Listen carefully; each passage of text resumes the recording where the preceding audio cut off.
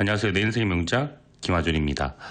오늘 오프닝은 얼마 전이죠. 1월 초인가요? 그때 열반에 오르셨던 세계적인 고승 틱낫한 스님의 글로 시작했습니다.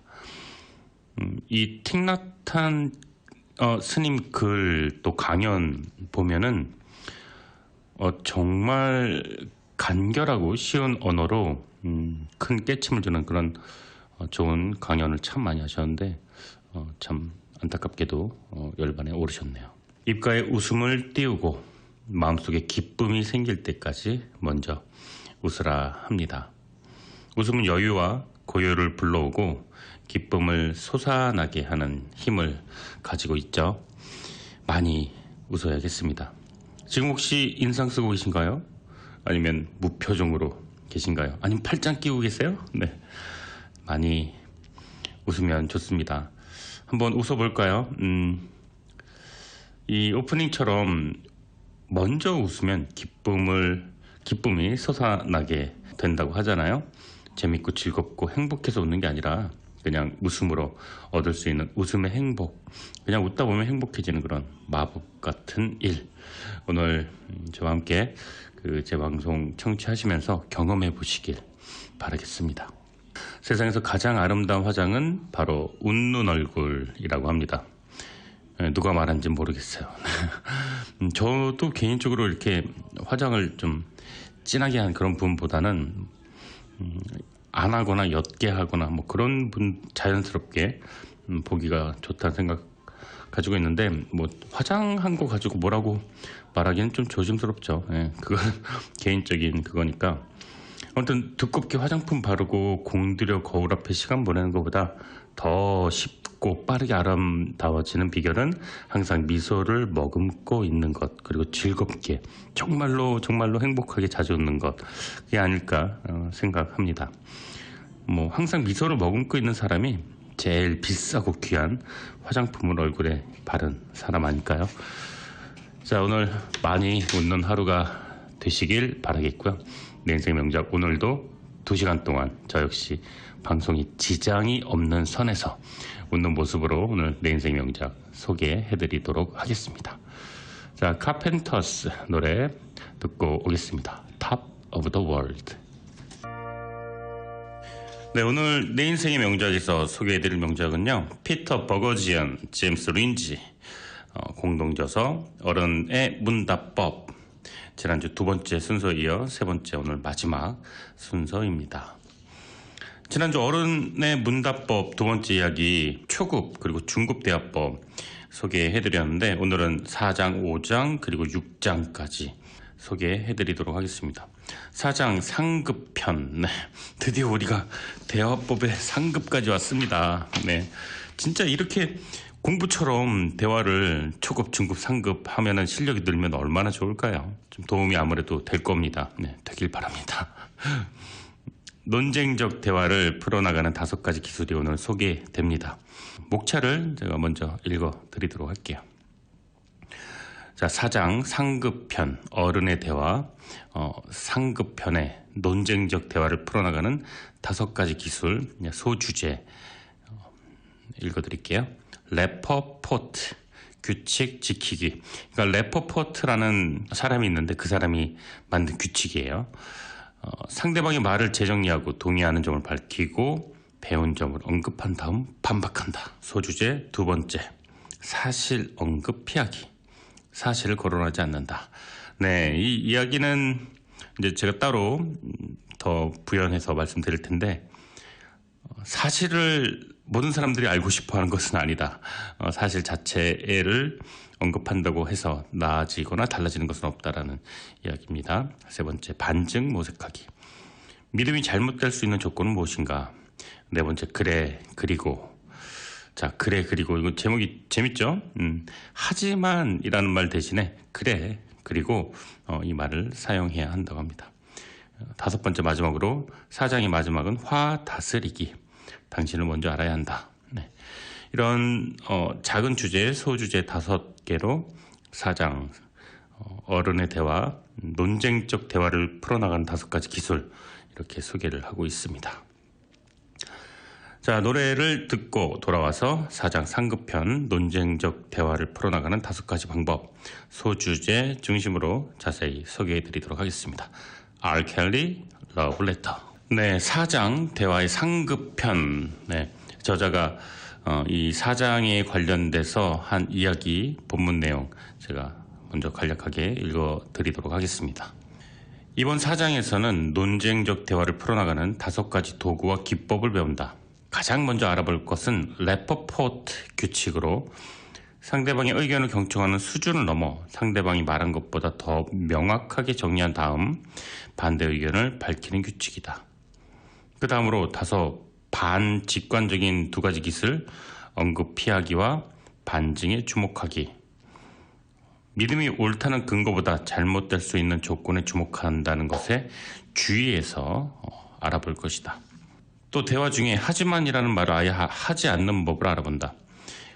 이는 생각보다 아주 어려운 기술이다. 상대방과 의견이 다를 때 그래 그런데 있잖아 하지만 이런 추임새와 접속사를 습관적으로 많은 사람들이 사용한다. 하지만 이런 습관을 버리기가 쉽지가 않다. 그 부분에 대한 이야기를 나누어 볼 것이다. 마지막으로 대화를 종종 틀어지게 하는 주범, 화를 다스리는 방법에 대해서 논한다. 분노, 불쾌함, 증오 이런 감정에 관해 중요한 사실을 알아보고 분노, 충동을 다스리는 방법과 함께 상대방의 분노에 대응하는 방법을 배운다. 부정적 감정, 특히 화를 잘 다스리려면 그 촉발 요인을 미리 숙지해 두어야 한다. 또 상대방의 말을 경청하고 내 감정을 실시간으로 관리해야 한다. 격론 중에 그런 행동을 실천하기 어려우면 대화를 끝내고 자리를 피할 줄도 알아야 한다.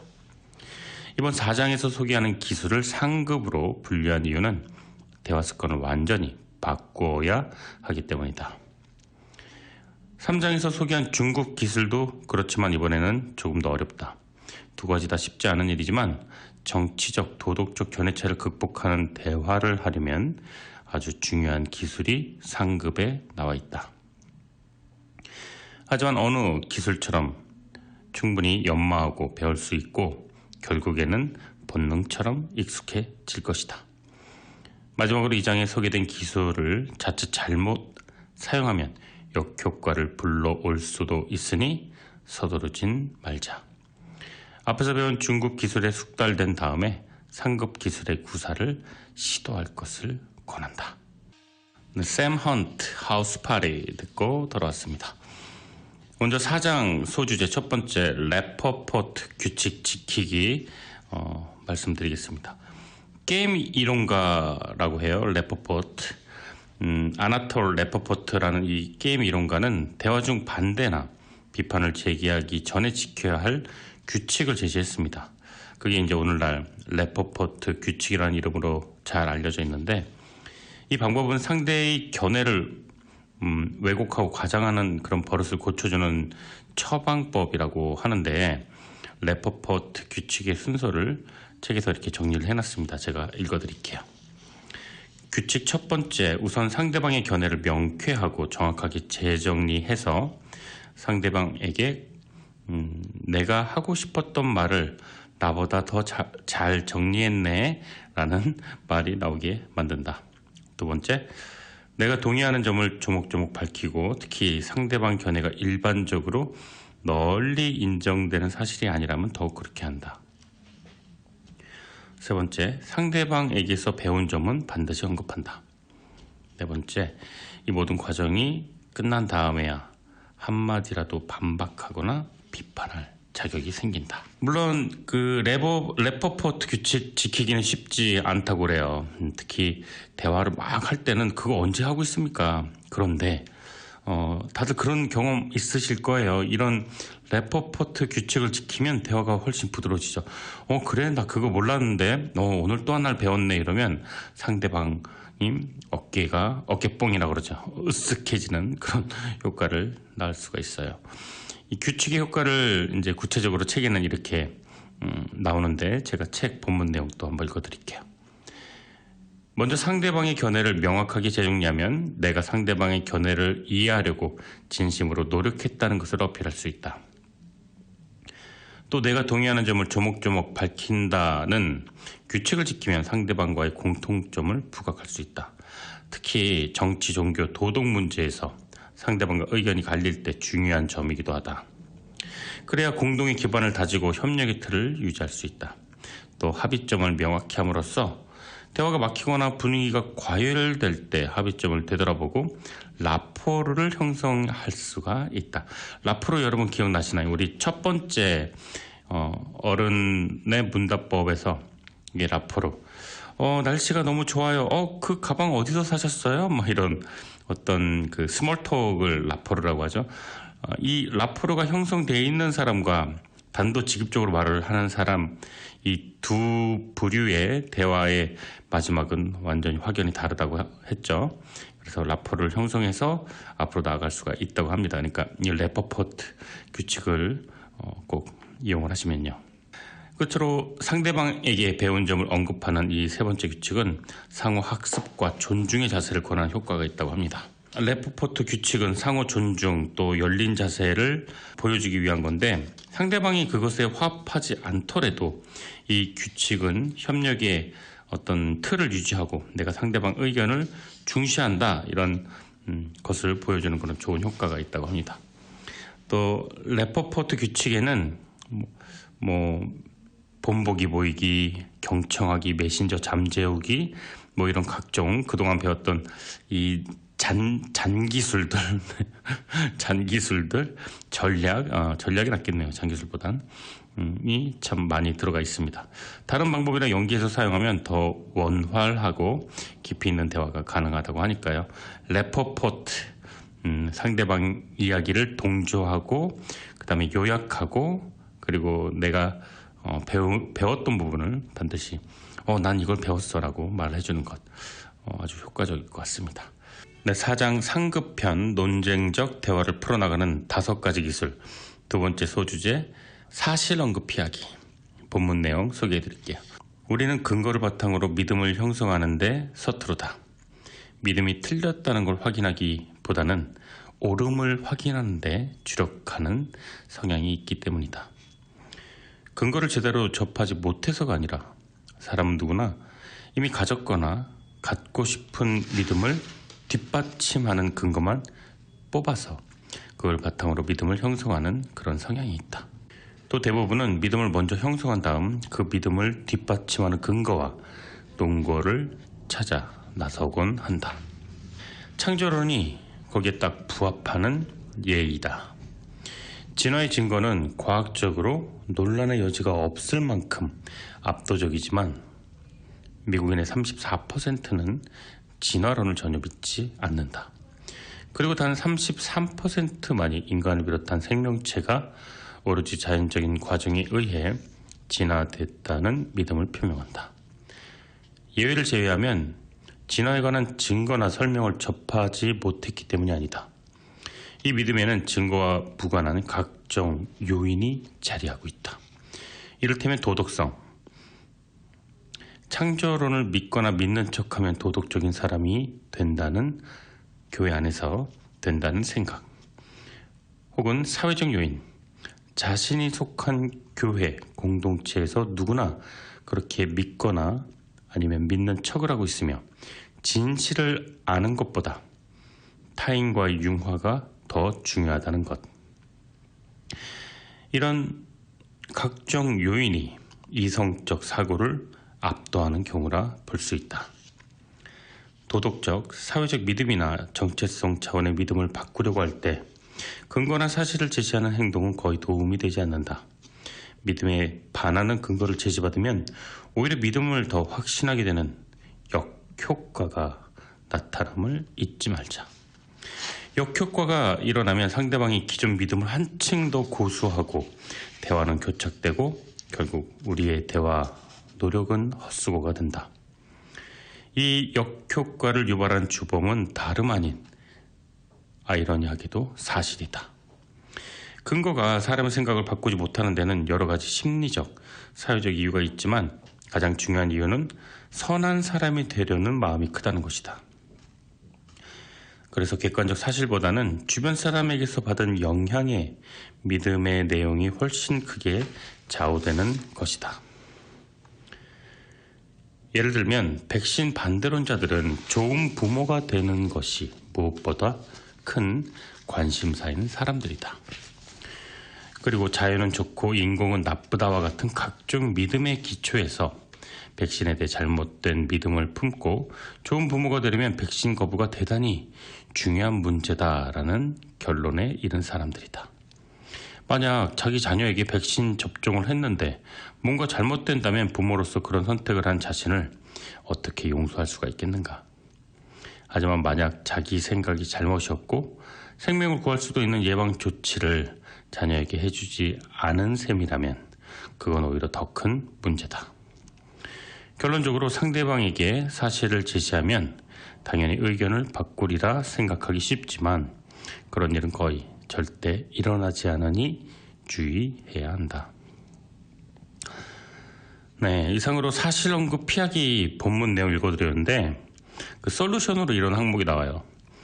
문제점이나 모순점이 드러난 질문을 해서 반증 조건을 묻는 형태 이런 것들이 나오는데 상대방이 사실을 얘기를 해달라고 한다면 다시 의향을 묻는다 뭐 이런 이야기가 나오는데 책에 본문에 나왔다시피 대개의 사람들은 내 믿음이 틀렸다는 걸 확인하기보다는 옳았다는 걸 확인하는데 근거와 또 여러 가지 그 주장을 모으는 또 찾는 그런 경향이 있기 때문에 어떤 종교를 믿고 있거나 어떤 정당을 지지하거나 그런 선입견과 확고한 신념이 있는 사람과 대화할 때 그것을 뭐 바꾼다던가 뭐 깬다는 건 너무나도 어려운 일인 것 같습니다.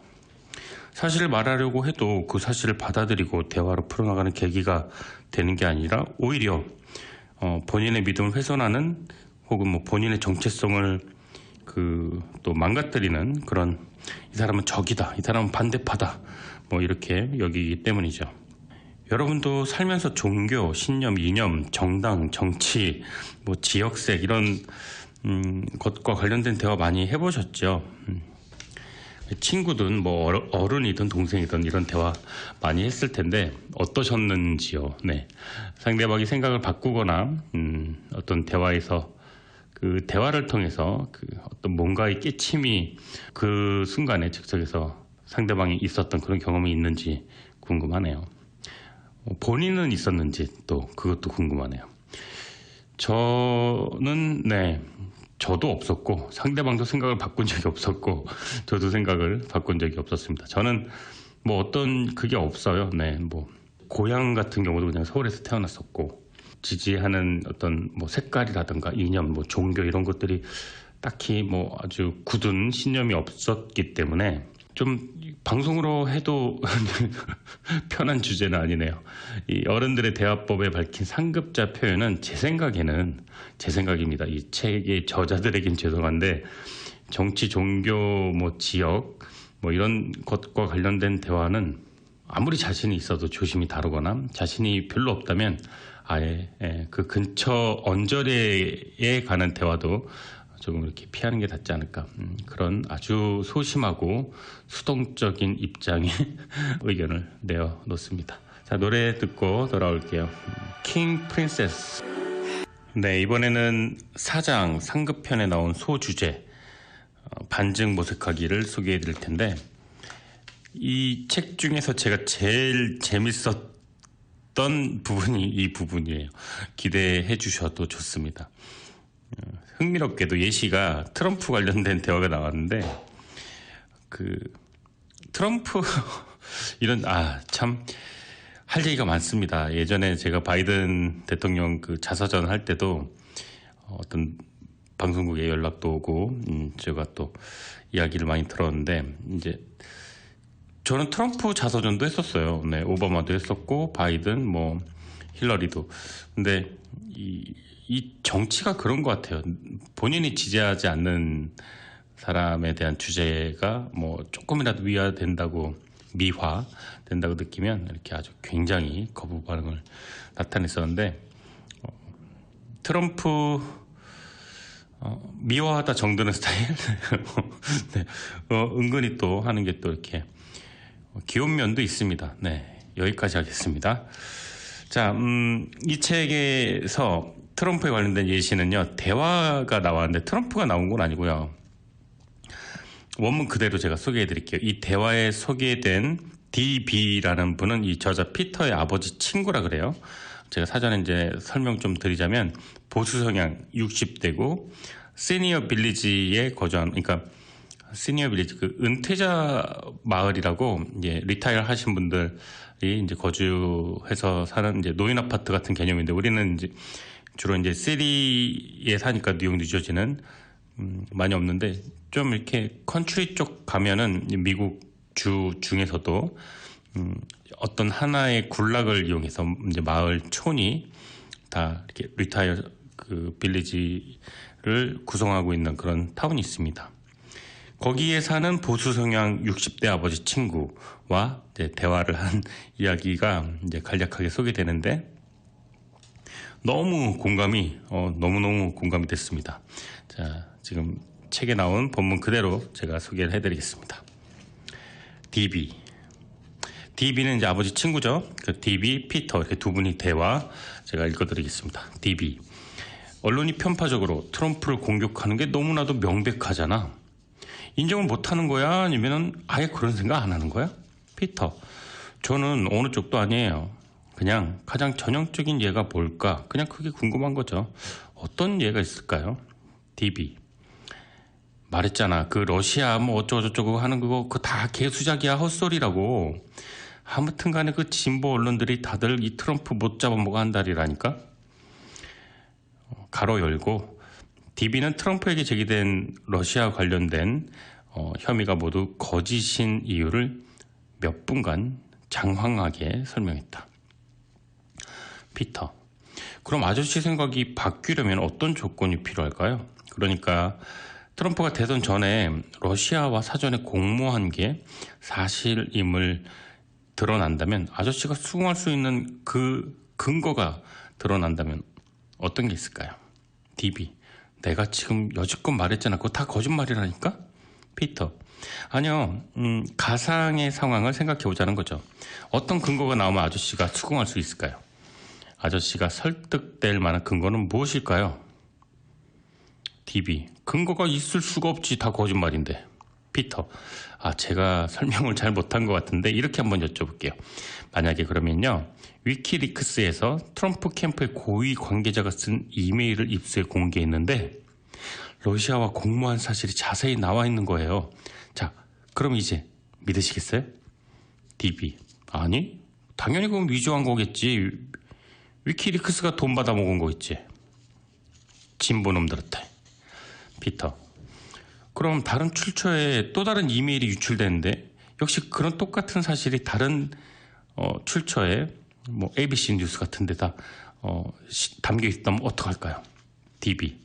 다 소용없어. 그거 다 위조한 거라니까? 피터.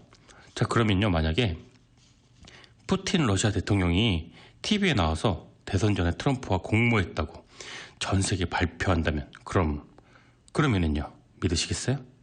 짧은 정적. 그렇다면 그거는 미국 대통령 명성을 실추하기 위한 어떤 국제사회의 어떤 정치적인 모략일 거야. 다 뻔해. 피터. 그러면 이러면 어떨까요? 트럼프가 증인 선서를 국회에서 성경 앞에 손을 대고 했어요. 그리고 나서 러시아와 공모했다는 것을 본인이 직접 시인했다면 그럼 믿으시겠어요, 아저씨는? 가로 열고 긴 정적. DB. 그렇다면 모르겠네. 네, 날이 갈수록 연기력이 늘어가고 있는. 네. 그래도 둘 다 남자니까 괜찮았죠. 예전에 뭐 꼬마 아이, 뭐 여자들과의 대화, 이거 제가 상황극 할 때는 더 말도 안 됐죠. 네.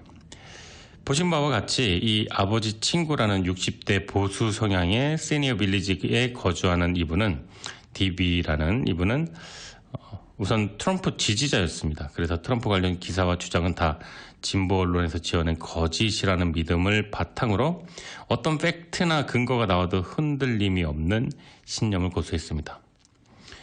그리고 저자가 푸틴이 근데 사실을 발표했다면 이라는 전제를 했는데도 그거 망신 줄라 그런 거야? 그거 거짓말이야 라고 했고, 트럼프가 자백을 했다고 하니까 그러면 대체 뭐가 더 필요하니까 트럼프가 자백을 했는데, 그런데도 그럼 그건 사실인가 보지가 아니라 그렇다면 모르겠네. 네. 완벽한 팩트가 와도 모르겠다. 근데 완벽한 팩트 전 99.9까지 단계가 와도 그건 다 거짓말이다. 이렇게 말을 하죠. 사실이 중요한 게 아니라 본인의 믿음이 가장 중요하다는 예시였습니다. 이 실화죠. 이 책에 나오는 모든 예는. 아무리 많은 반증을 제시하더라도 절대 흔들리지 않는 신념을 이 DB라는 아버지 친구가 보여주었습니다. 이렇게 실질적으로 우리가 믿고자 하는 신념에 반하는 질문이나 대화법은 상대방을 변화시키는데 효과를 보여주고 있지 못한다는 것을 알 수 있는데, 이 저자가 보여주고 싶었던 항목은 반증을 제시할 때 어떤 해답이나 올바른 결론에 도출될 수 있다라는 것을 보여주기 위한 예시였는데, 저는 반대로 반증의 반증을 제시를 하더라도 결국 그 본인의 근본적인 신념을 변화시킬 수는 없었다는 점에 더 주목이 되네요. 자, 노래 듣고 돌아오도록 하겠습니다. 노라 존스, What Am I to You.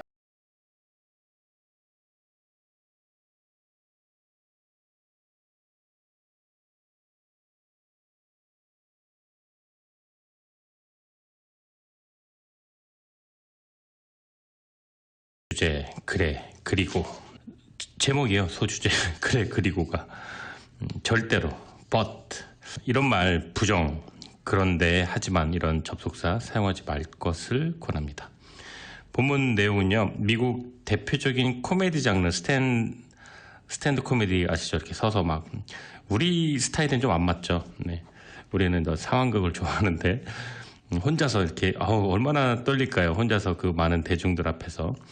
그 연기하는 거 스탠드업 그 코미디 쇼 연기 중 일부 분야래요. 그래, 그리고라는 장르가 있는데, 그 장르에 관한 이야기를 대화법에 비유했습니다. 제가 본문 내용 소개해 드릴게요.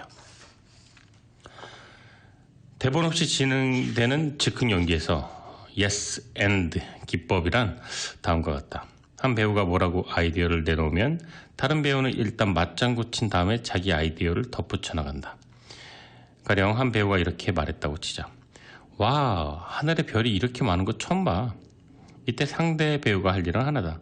그 말에 수긍한 다음 뭔가를 새로 덧붙이기. 예를 들어, 그래, 그리고 진짜 많다 별이. 달에서 본 하늘은 완전히 다르다. 네, 이렇게 첫 번째 배우의 말을 긍정한 다음 또 다른 아이디어를 덧붙인 것이다. 두 사람이 지구를 벗어나 달에 와 있다는 새로운 아이디어. 그러면 첫 번째 배우는 그 정보에 또 다른 아이디어를 붙여나가게 된다. 그리고 장면이 뻗어나가면서 무궁무진한 이야기가 생겨난다. 하지만 두 번째 배우가 첫 번째 배우의 말을 받아주지 않고, 아니 그런데 대낮에 무슨 별이 보인다는 거야? 이런 식으로 나온다면 어떨까? 뭔가 연결되려던 이야기는 끊어지고 첫 번째 배우는 어떻게 대답해야 분위기가 이어질까 갈팡질팡할 것이다. 그러므로 하지만, 그러나 이 but이라는 표현은 금물이다. and, yes 이 표현을 하면 항상 대화는 이어가게 되어 있다. 하버드 협상 프로젝트에서 이런 습관을 가리켜 and stance는 자세입니다. and stance라고 부른다. 이는 즉흥 코미디에도 널리 쓰이는 기법이다. 앞에 든 예시처럼 yes and 라고 말을 하면 어떤 상대방과도 대화를 이어나갈 수 있다. 하지만 but, 그러나 라는 말은 상대방에게 방어 태세를 유발하기 쉽다. 특히 의견이 대립되는 상황에선 더욱더 그렇다. 길 위에 과속 방지턱처럼 생각의 원활한 흐름을 막는다. but, 상대방의 말을 진심으로 인정하는 표현이 아니다. yes and, 이 표현은 그래도 상대방의 존중이 담겨져 있다.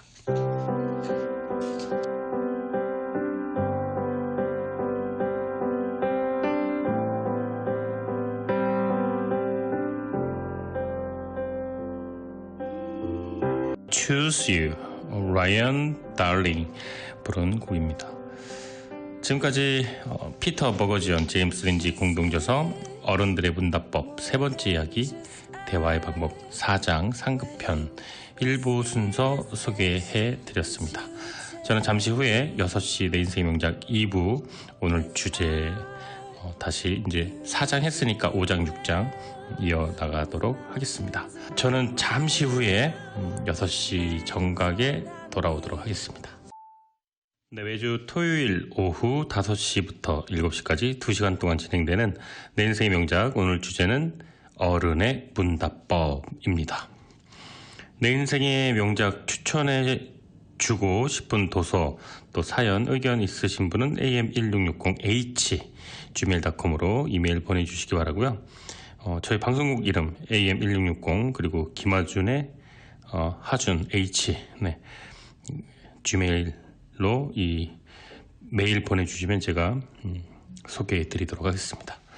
제가 온라인 북클럽을 줌으로 매주 목요일 저녁에 하고 있는데 역시 관심 있으신 분은 이메일로 알려주시기 바랍니다.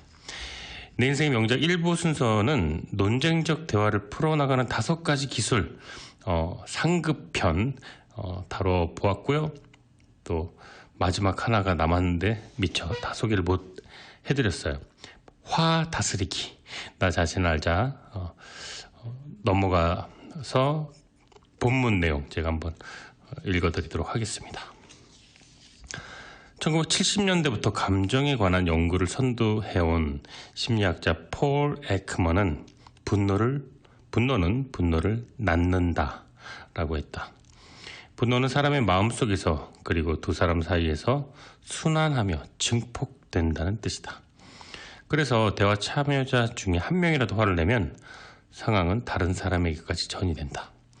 화를 터뜨리면 그 파장은 대화가 엉망이 되는데 그치지 않고 인간관계가 틀어지고 친구를 잃고 거래처를 잃고 심지어는 신체적으로 위험한 상황이 발생되기도 한다.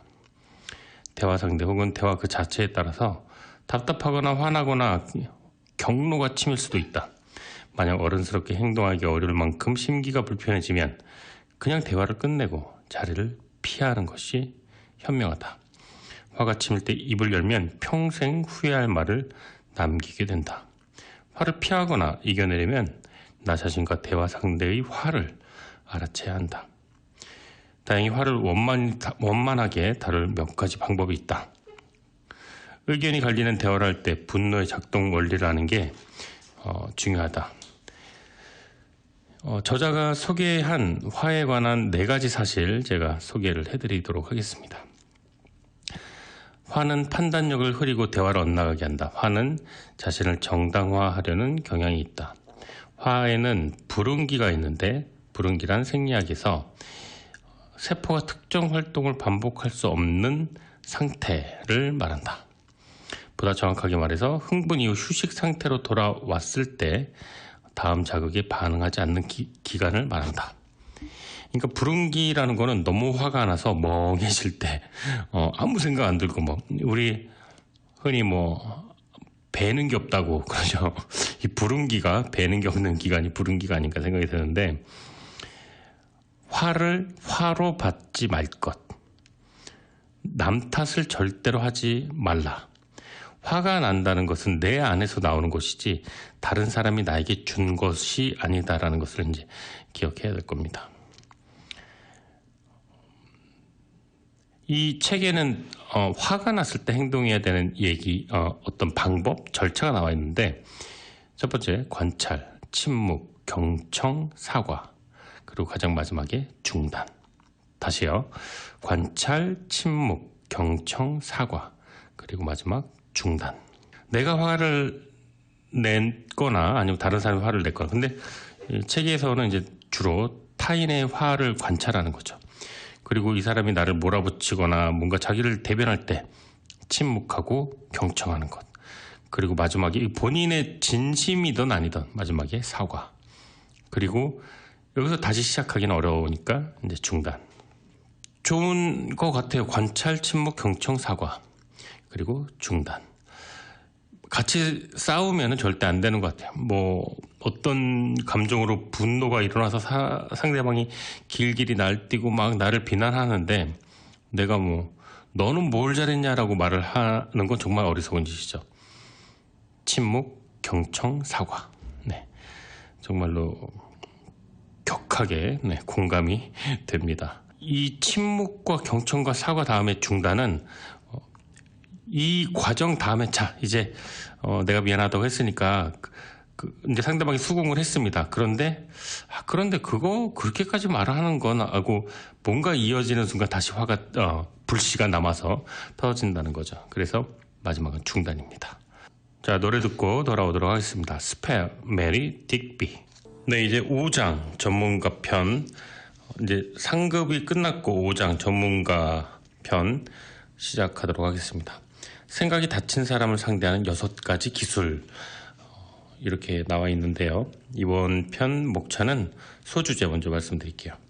종합, 상대방의 의견을 활용해 내 생각을 정교하게 하는 것. 감정 분출 돕기, 감정의 걸림돌 대화로 해소하기. 역할 부여, 상대방에게 역할을 부여한다. 인질협상, 인질협상 분야의 최신 연구를 적용.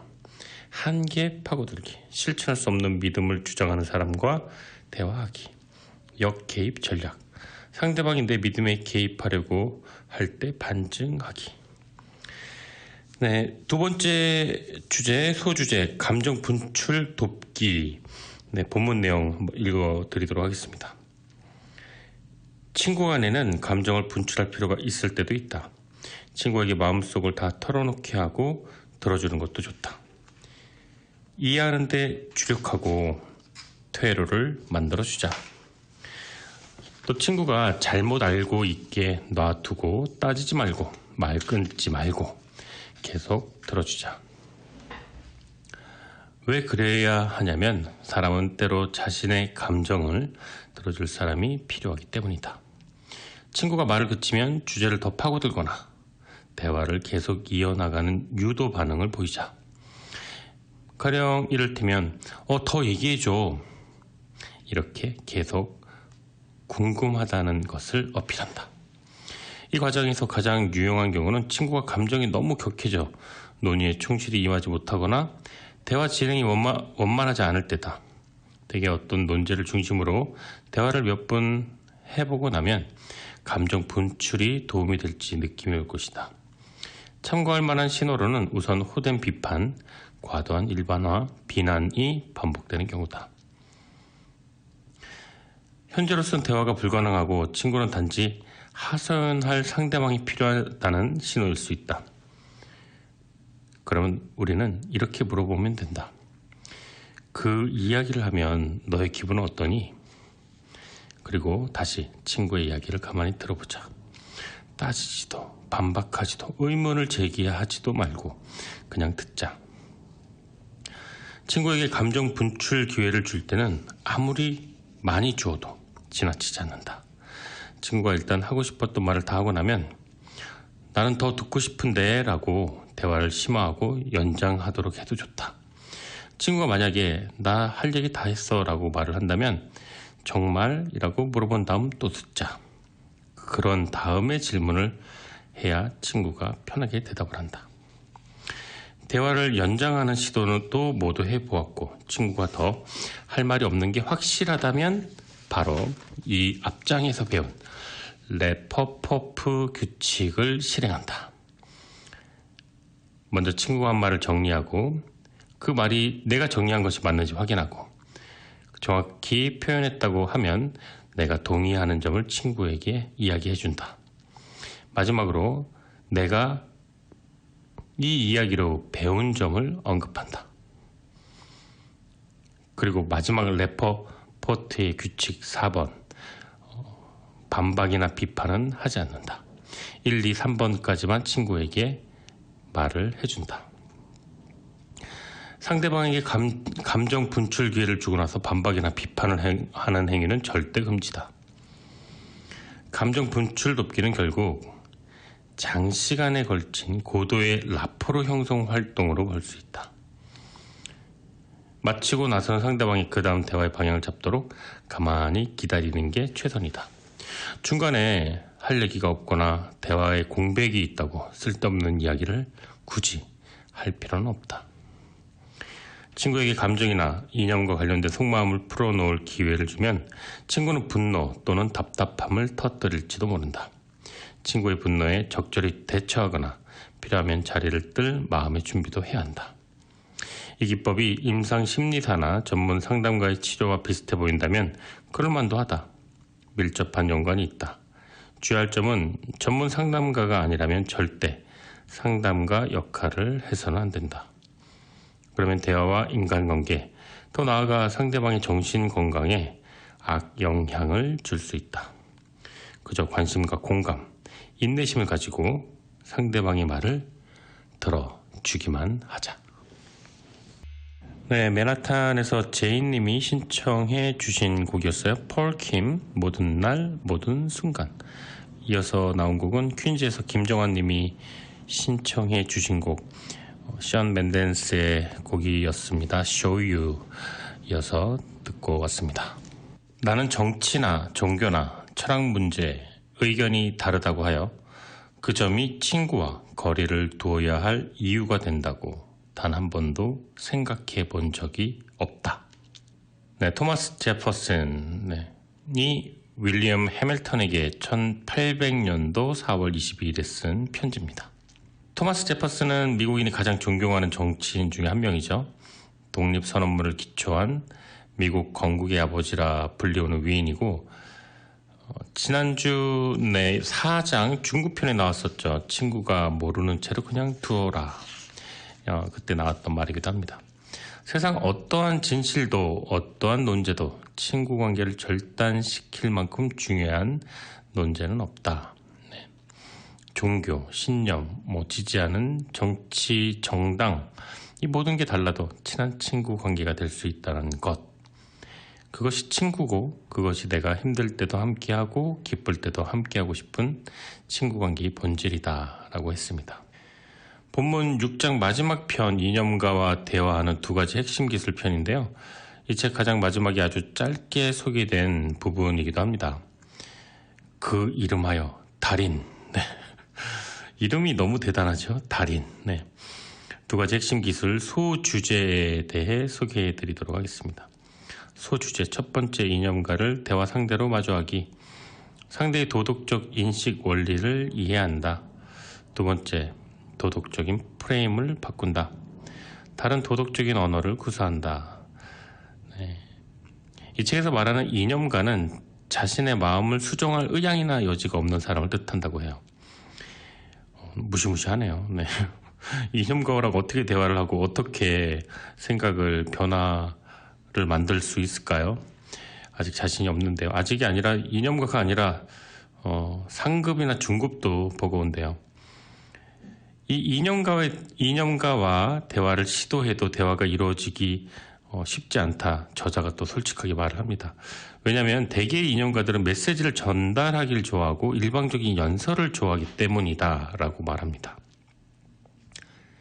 그래서 그럴 때는 그 사람의 인지 능력에 개입해서 의심을 주입하기 위한 전략과 기법을 여기서 알아봤는데 개인적으로는 이 이념가를 설득하는 거는 너무 고급 기술이기도 하고 현실감이 좀 떨어지지 않나 이런 생각이 조금 들었습니다. 어떤 그 개인의 정체성과 연관되어 있는 것이기 때문에 이념가와 대화해서 이념가의 사상을 바꾼다거나 나의 생각을 주입한다는 것은 친구 관계에서 진실이 중요하지 않은 것처럼 친구가 모르는 채로 그냥 놔두라고 했었죠. 중국편에서. 저는 이렇게 생각이 들더라고요. 이념가는 그 이념가의 이념을 지키도록 놔두라. 네. 노래 듣고 오도록 하겠습니다. Above Envy, The One. 네, 이 책 마지막 장에 에필로그 부분이 있는데 좀 심금을 좀 울리는 부분이 있어서 소개를 해드리도록 하겠습니다. 에필로그에 부제가 있어요. 불가능한 대화는 없다. 이제 우리에게는 내 생각을 말하고 남을 이해하고 나를 이해시킬 수 있는 도구가 지어졌다. 아무리 어려운 대화도 풀어나갈 수 있는 방책은 있다. 하지만 배운 것을 활용하지 않으면 안 된다. 이 책의 기법들은 실천하지 않으면 의미가 없다. 그 과정에서 성공과 실패를 거듭할 마음의 준비를 하자. 꾸준히 정진한다면 성공의 빛이 보일 것이다. 이 책에 소개된 기법 중 일부는 여러분의 중요한 무기가 될 것이다. 실력이 늘어감에 따라 활용도가 낮은 대목을 다시 읽어보고 더 많은 기법을 자기 것으로 만들길 강하게 권한다. 기초부터 달인 수준까지 모든 기법을 소화하고 나면 청소기 하나로 먼지 흡입부터 물걸레 청소까지, 올인원 타워로 충전부터 먼지통 자동 비움, 보관까지 세상의 청소를 또 한 번 혁신한 LG 코드 제로 A9 컴프레서가 6시 30분을 알려드립니다. 까다로운 대화에도 당당히 응할 만반의 준비가 될 것이다. 그러나 너무 급할 필요는 없다. 천천히 시작하자. 보유 기술을 차곡차곡 늘리고 무엇이 통하고 무엇이 통하지 않는지 살펴보고 연습하고 듣고 배우자. 무엇보다 주도적으로 나서야 한다. 움츠러들 이유도 없고 의견을 내지 않고 가만히 있을 이유도 없다. 의견 차이가 난다면 대화를 듣고 경청하고 맞춰 나갈 수 있다. 자, 이제 검증은 마쳤고 근거에 기반한 대화 기법이 바로 우리 손안에 있다. 이제 남은 일은 우리가 대화를 시작하는 것뿐이다. 이 책이 나오기까지 너무나 많은 분들의 도움이 있었다. 모두에게 진심으로 감사드린다. 지금까지 우리 두 저자와 기꺼이 말이 통하지 않음에도 불구하고 시간과 노력을 주었고 대화를 나눠주었던, 그리고 앞으로도 대화를 나눠줄 모든 이들에게 진심으로 감사의 마음을 전한다.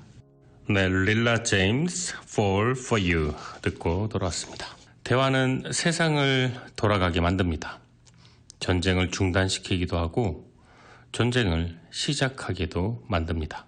대화는 인간관계를 쉽게 만들어주고 오해를 풀고 화합을 이루어내기도 하지만 대화가 안 될 때는 우리는 불통이라고 하고 말이 안 통한다 하고 더 이상 할 얘기가 없다며 등을 집니다. 대화는 우리들이 배울 수 있게 만들어주고 성장하고 나아갈 수 있게 만들지만 대화가 잘 안 되었을 경우엔 그 결과는 참혹함으로 다가옵니다. 대화는 그저 말하거나 읽는 것이 아니라 듣는 것을 이해한다는 것일 겁니다. 물론 들리는 대로 이해가 되고 이해된 대로 공감되지는 않을 수 있습니다. 하지만 그 과정을 통해 우리는 충분히 배울 수 있을 겁니다. 레리 킹 라이브 쇼 아시죠? 아주 유명한 미국의 극작가이자 방송인, 라디오 호스트였고 TV 진행자였던 레리 킹은 이런 말을 했습니다. 나는 아침마다 내 자신에게 상기를 시킨다. 오늘 내가 말하는 것 중 나를 가르쳐주는 건 아무것도 없다고. 그래서 만약 내가 배우고자 한다면 나는 반드시 경청을 통해서 배움을 얻게 된다. 네, 대화의 기본은 경청임을 가장 잘 이야기해준 레리 킹의 명언이었습니다. 노래 듣고 돌아오도록 할게요. I don't wanna close my eyes. 러빙 캘리버가 부릅니다. 네, 매주 토요일 저녁 5시에 시작하는 좋은 책과 좋은 음악이 있는 곳, 김아준의 내 인생의 명작입니다.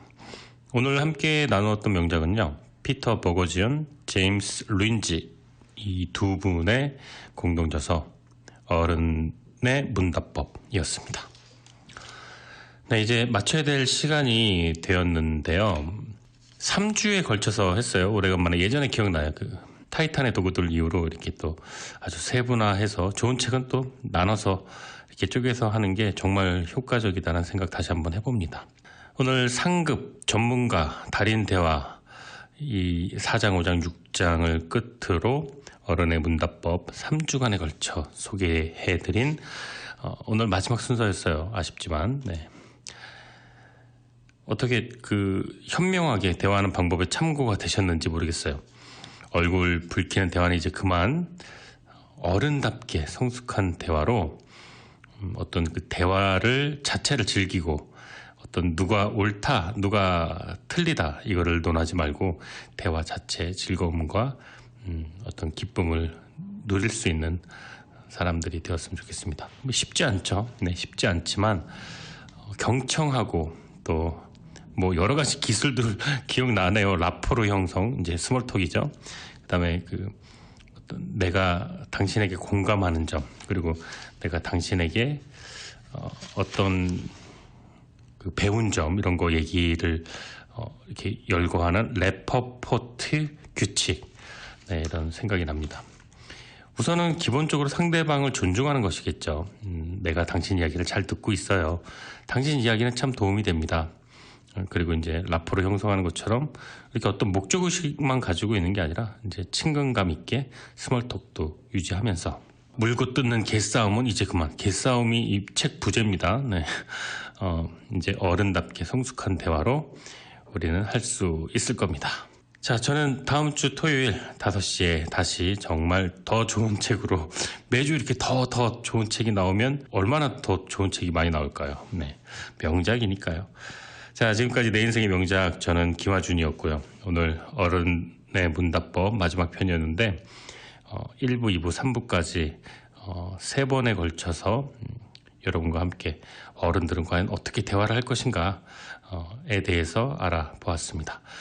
지금까지 저는 김화준이었고요. 끝까지 청취해 주셔서 감사드립니다. 오늘 마지막 곡은 2곡을 준비해 보았습니다. 빌리 조엘 파리로 한번 가볼까요? 빌리 조엘 목소리로 2곡을 이어서 들으실 텐데요. 첫 번째가 피아노맨이고요. 두 번째가 우리가 지금 살고 있는 이곳, K-라디오가 있는 곳이죠. 뉴욕 스테이트 오브 마인드. 자, 이 2곡 노래로 여러분 오늘 내 인생의 명작 마무리하도록 하겠습니다. 저는 다음 주에 다시 뵙도록 할게요. 끝까지 청취해 주셔서 다시 한번 감사드립니다.